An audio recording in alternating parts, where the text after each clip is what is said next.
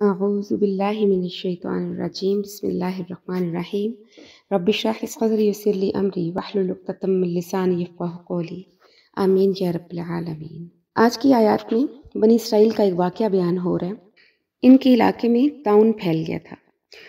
تو یہ لوگ طاعون کے ڈر سے اپنا علاقہ چھوڑ کر بھاگ گئے۔ حضرت ابن عباس فرماتے ہیں کہ 4000 لوگ تھے، بعض روایات میں 8، بعض میں 40,000 تک بتایا گیا۔ یہ ازرعات بستی اس کا نام کچھ روایات میں آیا اور کچھ میں ضروروان نام آیا ہے۔ تو یہ لوگ بھاگ گئے اور وہاں پہ اللہ تعالیٰ نے پھر ان کو حکم دیا، 2 فرشتوں کی چیخ سے یہ ہلاک کر دیے گئے۔ اور ایک لمبی مدت گزر گئی، ان کی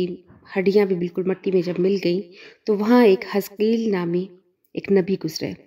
تو انہوں نے پھر دعا کی اور پھر ان کو دوبارہ زندہ کیا۔ جس طرح ایک ساتھ مرے تھے اسی طرح ایک ساتھ اللہ نے ان کو زندہ کر دیا۔ تو بے ساختہ ان کی زبان سے نکلا سبحانک اللہم ربنا وبحمدک لا الہ الا انت۔ تفسیر ابن کثیر میں بھی یہ چیز بیان ہے۔ علم ترا، کیا نہیں دیکھا، الی الذین، ان لوگوں کو، خرجوا جو نکلے، من دیارہم اپنے گھروں سے، وہم الوف اور وہ ہزاروں میں تھے،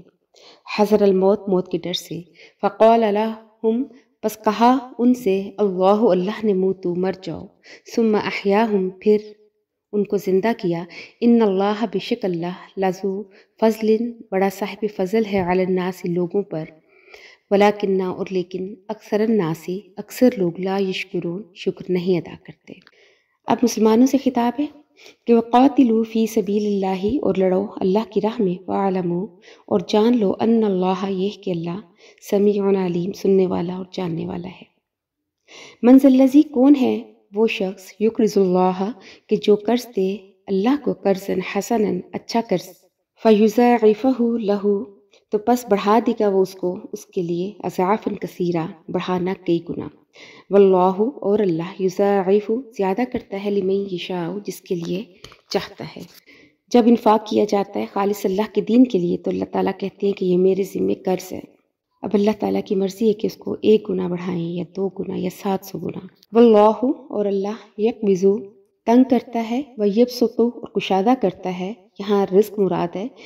وإلیہ ترجعون اسی کی طرف لوٹائے جاؤ گے، کہ یعنی اللہ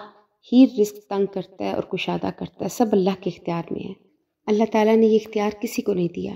نہ تو اللہ کے راستے میں خرچ کرنے سے مال گھٹتا ہے اور نہ ہی ہاتھ کھینچ لینے سے مال بڑھ جاتا ہے۔ اب جو واقعہ بیان ہو رہا ہے یہ بنی اسرائیل کی تاریخ کا ایک واقعہ ہے۔ یہ حضرت موسیٰ کی وفات کے 300 سال بعد پیش آیا۔ یہ تاریخ بنی اسرائیل کا غزوہ بدر ہے، اور یہاں پہ صحابہ کو آئینہ دکھایا جا رہا ہے کہ تم پر بھی یہ وقت آنے والا ہے بدر کی صورت میں،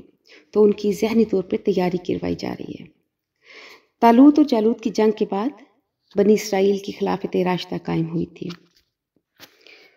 حضرت موسیٰ کے بعد بنی اسرائیل کا خاندان مصر اور فلسطین کے درمیان بحر رم کے کنارے پر آباد تھا۔ وہاں پہ خاصا زرخیز علاقہ تھا اور لوگ بھی بہت محنتی تھے۔ مالی اعتبار سے ان لوگوں نے کافی اپنا بڑا نام پیدا کیا، اور بنی اسرائیل کے مقابلے میں ایک اور قوم تھی عمالقہ، یہ کافی زیادہ طاقتور تھی اور جسامت کے لحاظ سے بھی بہت ان سے بہتر تھی اور تعداد میں بھی۔ تو اکثر یہ لوگ بنی اسرائیل پر حملہ کرتے، ان کا مال چھین کے لے جاتے، ان کی لڑکیوں کو اٹھا کے لے جاتے۔ تو اس وقت ان میں ایک نبی جو تھے وہ حضرت شموئیل تھے، ان کو اشموئیل بھی کہتے ہیں اور سموئیل بھی کہتے ہیں، اور اس وقت یہ کافی بوڑھے ہو چکے تھے اور اس عمر میں وہ مجاہدین کی قیادت نہیں کر سکتے تھے۔ تو بنی اسرائیل ان کے پاس آئے، ان سے کہا کہ ہم لوگ اب یہ ظلم نہیں برداشت کر سکتے عمالقہ قوم کا، تو ہم اب چاہتے ہیں کہ ہم ان کے ساتھ جہاد کریں، تو کوئی ہمارا سپہ سالار منتخب کر دیجئے کہ جس کی سرکردگی میں ہم عمالقہ قوم سے جہاد کریں۔ پیغمبر کی موجودگی میں کسی اور کو قیادت کا حق نہیں ہوتا، مگر اس بات کو حضرت شموئیل سمجھتے تھے کہ وہ خاصے بوڑھے ہو چکے تھے، تو انہوں نے پھر اللہ تعالیٰ سے دعا کی اور جہاد کی اجازت طلب کی کہ ان کے لیے کوئی سپہ سالار مقرر کر دیں۔ علم ترا، کیا نہیں دیکھا، الی الملائی اس جماعت کی طرف، بنی اسرائیل جو بنی اسرائیل میں تھے، بعد موسیٰ موسیٰ کے بعد، اس قالوا جب انہوں نے کہا، لنبی لہم اپنے نبی سے، مبعث مقرر کریں، لنا ہمارے لیے، مالکن بادشاہ، یہاں بادشاہ سے مراد سپہ سالار ہے۔ نقاتل کہ ہم لڑیں فی سبیل اللہ، اللہ کی راہ میں۔ قولا تو حضرت شمویل نے کہا، ہل عصیتم تحقیق کے ساتھ تم سے امید ہے، ان کتبہ کہ اگر فرض کیا گیا علیکم القتال تم پر جہاد یا لڑنا، اللہ تقاتلوا تو تم نہیں لڑو گے۔ قالوا تو وہ کہنے لگے، وما لنا کہ ہمیں کیا ہے، اللہ نقاتلا یہ کہ ہم نہیں لڑیں گے، فی سبیل اللہ اللہ کی راہ میں، وقد اخرجنا اور تحقیق ہم نکالے گئے، من دیارنا ہمارے گھروں سے، و ابنائنا اور ہمارے بیٹوں سے، فلما کتبا اور پس جب فرض کیا گیا علیہم القتال ان پر لڑنا، تولوا تو پھر گئے، الا قلیلا منہم مگر بہت تھوڑے ان میں سے، واللہ اور اللہ علیم بالظالمین جانتا ہے ظالموں کو۔ تو گویا یہاں پر مسلمانوں کو بھی تنبیہ کی جا رہی ہے کہ اگر تم پر بھی جہاد کا وقت آیا تو یہ نہ ہو کہ تم بھی جی چرا جاؤ۔ وقال لهم تو کہا ان سے نبیہم ان کے نبی نے، ان اللہ بشک اللہ نے، قد بعث تحقیق مقرر کیا ہے، لکم تمہارے لیے، طالوت ملکا طالوت کو بادشاہ۔ طالوت کا اصل نام تھا ساؤل، اور یہ بہت زیادہ قداور اور بہت مضبوط جسامت والے تھے، اس لیے ان کا صفاتی نام تھا طالوت، اور کافی غریب خاندان سے تھے، مالی اعتبار سے بھی بہت کمزور تھے، اور یہاں تک آتا ہے کہ کچھ لوگ کہتے ہیں کہ چرواہے تھے، کوئی کہتا ہے کہ لوہار کا کام کرتے تھے، اور کچھ کہتے ہیں کہ یہ گھروں میں پانی بھرا کرتے تھے۔ تو اس پر بنی اسرائیل کو اعتراض ہوا کہ اس طرح سے ایک غیر معروف خاندان کا شخص جو کہ مالی طور پہ اس کی کوئی حیثیت نہیں ہے، تو وہ ہمارا سپہ سالار کیسے ہو سکتا ہے؟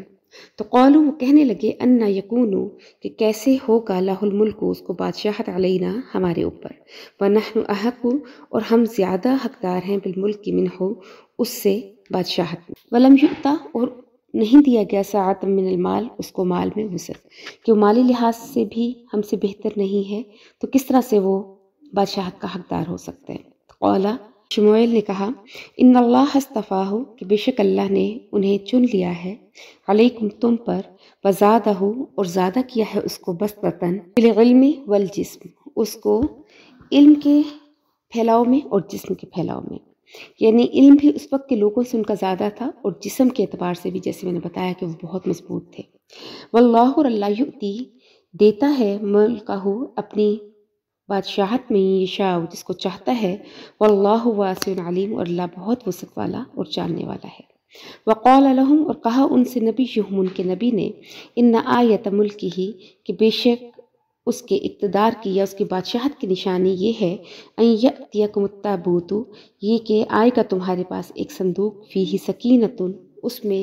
تسکین ہوگی، من ربکم تمہارے رب کی طرف سے، وبقیتم اور کچھ باقیات ہوں گی، مما ترکا ان میں سے جو کہ چھوڑ گئے، آل موسیٰ و آل ہارون حضرت موسیٰ اور حضرت ہارون کے خاندان نے۔ یہاں پر جو تابوت کا ذکر کیا جا رہا ہے یہ تابوت سکینہ کا ذکر ہے، کہ اگر آپ تاریخ میں دیکھیں تو اس کا ذکر ملتا ہے کہ ابھی بھی یہودی اس کی تلاش کر رہے ہیں۔ اس صندوق کے اندر انبیاء کی، حضرت موسیٰ کی جیسے عصا، آپ جو تورات کی تختیاں لائے تھے وہ آپ کی، اور حضرت ہارون کی پگڑیاں، حضرت موسیٰ کا جوتا، اس طرح سے کچھ انبیاء کی واقعات ہیں اس کے اندر، نشانیاں۔ اور یہ لوگ یہ کیا کرتے تھے کہ جب کسی محاذ پر جاتے تھے تو اس تابوت کو اپنے لشکر کے سب سے آگے رکھا کرتے تھے، اور اس کی برکت سے ان کو فتح ہوتی تھی، اور بعض اوقات یہ لوگ اس تابوت کے سامنے جا کے دعائیں بھی کرتے تھے تو ان کی دعائیں قبول ہوتی تھیں۔ تو جس وقت ان پر بخت نصر نے حملہ کیا، یہ ایک عیسائی بادشاہ تھا جس نے یہودیوں کے ساتھ بہت زیادہ برا سلوک کیا تھا، ان کی تمام تورات کو جلا دیا، ان کے شہروں کو تباہ کر دیا تھا، تو اس نے جاتے ہوئے یہ تابوت اپنے ساتھ لے گیا، اور یہ تابوت پھر اس کو راس نہیں آیا، اس کی دن بدن جو بادشاہت تھی وہ ختم ہوتی جا رہی تھی، تو اس نے پھر اس کو ایک بیل گاڑی پہ لاد کر اس کو نکال دیا، اور کہا کہ اس کو شہر سے باہر چھوڑ آئیں۔ تو فرشتے اس کو ہانک کر حضرت طالوت کے گھر کے سامنے لے آئے، کیونکہ حضرت شمویل نے یہ کہا تھا کہ وہ تابوت جس کے گھر کے آگے آ کے کھڑا ہوگا وہی آپ کا بادشاہ ہوگا۔ تو اسی چیز کا بھی یہاں پر ذکر ہے کہ وہ جس میں حضرت موسیٰ اور حضرت ہارون کی چھوڑی ہوئی کچھ ان کی چیزیں ہوں گی تو تابوت اس کے گھر کے سامنے آئے گا اور تحملہ الملائکہ کہ اس کو اٹھا کر لائیں گے فرشتے۔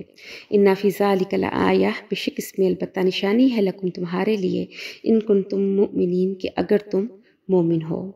تو کہ جب لوگوں نے اپنی آنکھوں سے دیکھا کہ اللہ کے فرشتوں نے وہ صندوق اٹھایا ہوا ہے اور سب کی موجودگی میں تعلق علیہ السلام کے گھر کے سامنے لا کے رکھ دیا، تو اب اس سے زیادہ تسلی کیا ہو سکتی تھی؟ تو ایک تو اللہ کے پیغمبر نے فرمایا کہ اس کو اللہ نے تمہارا جرنیل مقرر فرمایا ہے، اور پھر اللہ کے معصوم فرشتے کرامت کے طور پہ وہ صندوق اٹھا کر لائے اور طالوت کے سامنے رکھ دیا۔ تو اب نہ چاہتے ہوئے بھی بنی اسرائیل کو حضرت طالوت کو اپنا سپہ سالار ماننا پڑا۔ پھر حضرت طالوت علیہ السلام نے اعلان کیا کہ تم میں سے جو جوان ہیں وہ سب تیاری کر لیں، کوئی بوڑھا بچہ یا بیمار ہمارے ساتھ نہیں جائے گا، اور ہم عنقریب یہاں سے اپنا سفر اختیار کریں گے۔ عمالقہ قوم بیت المقدس میں آباد تھی، اور بیت المقدس کا جو شہر تھا وہ سیحون نامی پہاڑ کے اوپر ہے، بہت پرانا شہر ہے، اور مسجد اقصیٰ بھی اسی شہر میں ہے، اور اس وقت اس پر یہود کا قبضہ تھا۔ اس جہاد کا باقی ذکر انشاءاللہ ہم کل پڑھیں گے۔ تو آج کے جو سبق کے شروع میں ہم نے دیکھا کہ جو حضرت حزقیل پیغمبر تھے، ان کی قوم کا ذکر تھا، بنی اسرائیل سے تھی یہ قوم، کہ ان کا بھی عمالقہ قوم کے ساتھ جہاد تھا۔ تو ان کی جو قوم تھی وہ وہاں سے بھاگ گئی جہاد کے ڈر سے، اور بعض لوگ کہتے ہیں کہ طاعون پھیل گیا تھا، اس کے ڈر سے یہ لوگ بھاگ گئے، اور وہاں پر پھر اللہ تعالیٰ نے ان کو موت دی، اور یہ سمجھانے کی کوشش کی کہ موت یہ نہیں کہ آپ جہاد میں جائیں گے یا کوئی بیماری پھیلی ہے تو جیسے نبی صلی اللہ علیہ وسلم نے یہ بھی کہا کہ اگر کوئی بیماری پھیل جائے تو اس جگہ آپ مت جائیں، اور اگر آپ اس جگہ موجود ہیں تو وہاں سے مت نکلیں۔ تو موت آپ کی جہاں لکھی ہے اس سے آپ کبھی بھی اپنی جان نہیں چھڑوا سکتے، کہ بھاگنے سے آدمی موت سے کبھی بھی نہیں بچ سکتا۔ انسان خود کو اگر موت کے خوف سے آزاد کر لے تو وہ دنیا کے ہر خوف سے آزاد ہو جاتا ہے۔ ہمارے ایمان کا یہی تقاضا ہے کہ مومن کبھی موت سے نہیں ڈرتا، کہ اس کا جو وقت مقرر ہے وہ ایک لمحہ نہ آگے ہو سکتا ہے نہ پیچھے ہو سکتا ہے۔ تو پھر ایسی صورت میں ہم زندگی کے لیے اتنی لمبی لمبی خواہشات کیوں پالیں کہ ہم اس چیز کو بھی بھلا دیں کہ کیا حرام ہے اور کیا حلال ہے؟ اتنی لمبی لمبی خواہشیں پال لیں کہ پتہ نہیں اگلا ہمیں لمحہ بھی نصیب ہوتا ہے یا نہیں۔ اللہ پاک ہمیں بھی اس خوف سے آزاد کرے اور ہماری زندگیاں خالصتاً صرف اور صرف اللہ کی رضا کے لیے بسر ہو۔ وآخر دعوانا ان الحمد للہ رب العالمین۔